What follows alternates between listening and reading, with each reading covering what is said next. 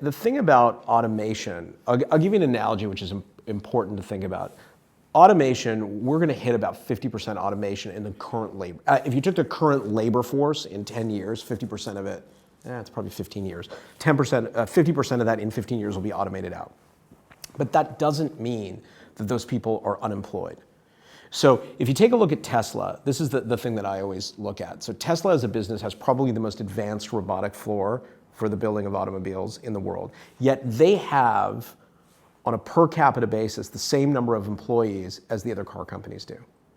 It's just those employees are working in other positions. They're doing other things. They're working on software design. They're working on UX and UI design. They're working on insurance, solving the insurance problem. Because as you move to autonomous vehicles, the insurance industry is literally going to collapse for automobiles. They're expecting at least a 50% cut in the next 20 years.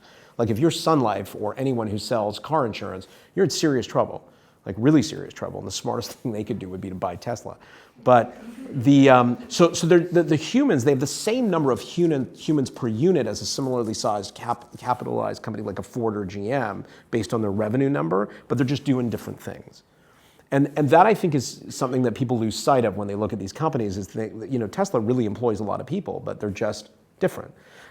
In terms of the other thing about the adoption rates, and the thing that I found interesting is the prey, I think, that futurists, of which I am not a futurist, by the way, but people who prey on that stuff, humans have very, very short-term connective memory. So like you talk to somebody about an autonomous vehicle and it's hilarious to watch people's reactions, like how freaked out they are about it. I'm like, think about an elevator. Elevators were run by people.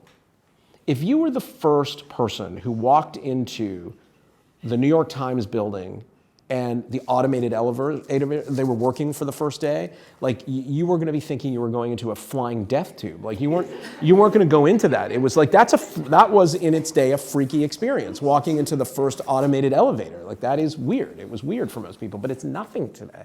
It'll be exactly the same with vehicles. And I think the more you draw those bridges for people, the more they're like, oh yeah, I guess that really isn't a big deal. Or planes. The only single reason they tell you that you're safer flying in the air, which is true than you are on the ground, is because humans don't fly them. 95% of that flight is automated, including the landing. It's all algorithmically flown because we're dumb. And we're not good. We're just not good at that stuff.